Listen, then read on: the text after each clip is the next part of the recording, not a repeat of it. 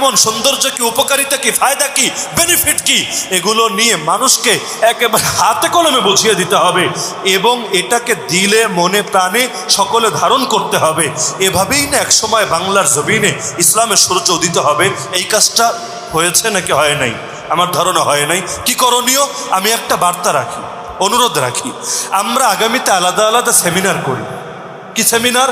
একটা হলো ধরেন যেখানে শুধুমাত্র ইসলামের রাজনীতির দুনিয়াবী উপকারিতাগুলো নিয়ে আলোচনা হবে।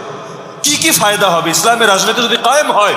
রিক্সাওয়ালার কি ফায়দা, ভ্যানওয়ালার কি ফায়দা, ব্যবসায়ীর কি ফায়দা, কৃষকের কি ফায়দা, শ্রমিকের কি ফায়দা, ছাত্রদের কি ফায়দা, নারীদের কি ফায়দা, পুরুষদের কি ফায়দা, আমরা প্রতিটা অঙ্গনের মানুষকে বুঝাই। না হলে কি হবে? এরা ভাববে এটা হুজুরদের ফায়দা, এজন্য হুজুররা বলে। কলেজের ছেলেরা ভাববে ও বুঝেছি, যদি খেলাফত মজলিস ক্ষমতায় আসে কওমি মাদ্রাসাগুলো সুন্দর হবে, এরা পয়সাপাতি পাবে, এজন্য মনে হয় রাজনীতি